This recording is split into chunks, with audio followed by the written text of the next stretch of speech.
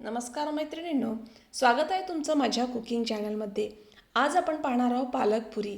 लहानांपासून मोठ्यांना सगळ्यांना आवडणारी पालकपुरी कशी बनवायची. चला तर मग रेसिपीकडे वळूया. पालकपुरीसाठी आपण घेतले कणिक 4 ते 5 वाट्या, तीळ घेतले आपण 3 चमचे साधारण, मीठ घेतले आपण चवीपुरतं, 5 ते 6 हिरव्या मिरच्या घेतल्या आणि एक पालकाची जुडी. पालक आपण स्वच्छ धुवून घेतलाय आणि एका कढईमध्ये पाणी घेऊन साधारण 3 ग्लास पाणी घेऊन याला छान उकळी येईस्तोवर आपण आता पालक चिरून घेऊया. पालक नाही चिरला तरी चालेल, कारण आपल्याला हा मिक्सरलाच वाटून घ्यायचा आहे. मी इथे छान बारीक कापला आहे तो. ह्या पुऱ्या झटपट होतात आणि लहान मुलांना टिफिनमध्ये नेण्यासाठी फार उपयोगी आहेत. लहान मुलं आवडीने हे खातात सुद्धा. आता आपला पालक चिरून झाला आहे. आता आपण हिरव्या मिरच्या घेतल्या आहे आणि या मिरचीचे सुद्धा तुकडे करून घेणार आहोत छोटे छोटे. ह्या पालकाच्या पुऱ्या 2 ते 3 दिवस सहज तुम्ही प्रवासात सुद्धा नेऊ शकता. सहज टिकतात, कारण ह्या तळलेल्या असल्यामुळे खराब होत नाही. आता आपल्या पाण्याला सुद्धा छान उकळी आली आणि हा पालक मी या पाण्यात घालून 2 ते 3 मिनटं छान उकळून घेणार आहे.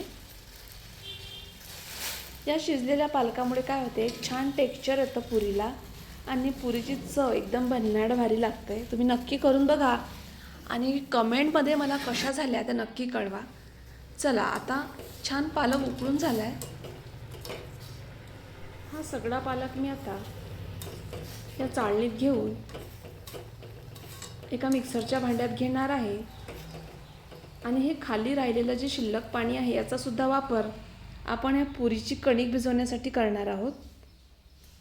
यानंतर मी सगळा पालक एका मिक्सरच्या भांड्यात घेऊन गार झाल्यावर यासोबतच मी हिरव्या मिरचीचे तुकडे सुद्धा घालणार आहे. हिरवी मिरची सुद्धा आपण अख्खी घेतली तरी चालेल. मी याचे छोटे छोटे तुकडे केले. नंतर हे सगळं आपण थंड झालं की मिक्सरला वाटून घेऊ. आता हे उरलेलं पाणी आहे हे फेकून द्यायचं नाही आपल्याला, याचा सुद्धा आपण वापर करणार आहोत कणिक भिजवण्याकरता.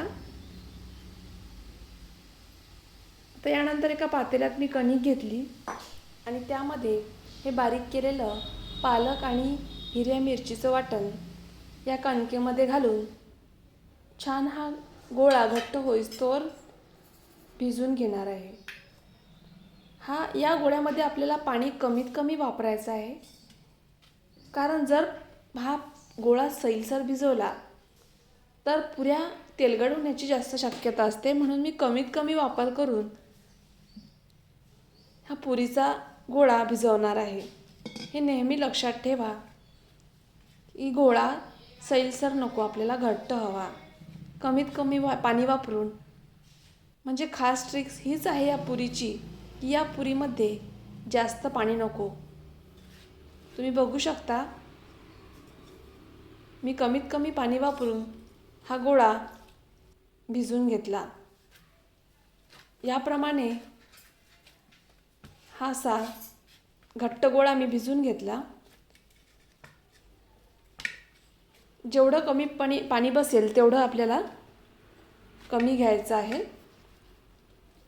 आणि या गोळ्याला आता आपण 10 मिनटं रेस्ट करण्यासाठी एका काचेच्या बाउलमध्ये, तुम्ही स्टीलचंही वापरू शकता, रेस्ट करायसाठी ठेवून यावर 10 मिनटं झाकण ठेवून देऊया. आता बघूया आपला गोळा छान मुरला. आता एका कढईत मी साधारण 300 ml तेल या कढईमध्ये घातलं आहे आणि गॅस आपल्याला स्लिमच ठेवायचा आहे.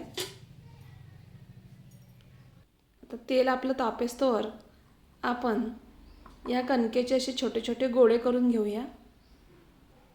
तुम्हाला हव्या तशा आकारात तुम्ही ह्या कणकेचे गोळे बनवू शकता, लहान मोठे. साधारण पुरीच्या साईजचा गोळा घेऊन मी असे 4 गोळे छान याचे बनवून घेतले. तुम्ही बघू शकता. आता मी हा गोळा असा छान तिळाच्या आपण तीळ घेतले होते ते कणकेमध्ये न टाकता आपण वरून लावणार आहोत, म्हणजे पुऱ्या दिसायला सुद्धा छान दिसतील.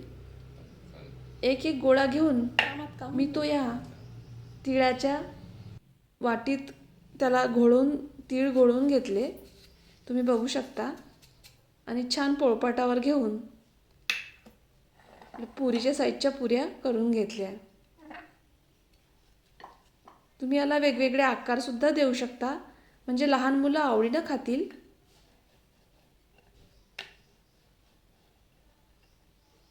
बघू शकता, जास्त जाडही नको आणि जास्त बारीकही नको, अशा प्रकारे ह्या पुऱ्या मी लाटून घेतल्या. तुम्ही या गोळ्याला तेलाचा हात लावून त्यावर सुद्धा तीळ लावू शकता, म्हणजे तीळ लवकर चिपकतील गोळ्याला. तर छान गोल अशा पुऱ्या लाटून घेतल्या मी, तुम्ही बघू शकता. आणि आता आपलं तेलसुद्धा तापत आलं आहे. अशा पुऱ्या लाटून झाल्यानंतर आपण आता एक एक पुरी या गरम तेलात टाकून छान खरपूस होईपर्यंत तळून घेऊया. आता आपलं तेलही छान गरम झालं आहे.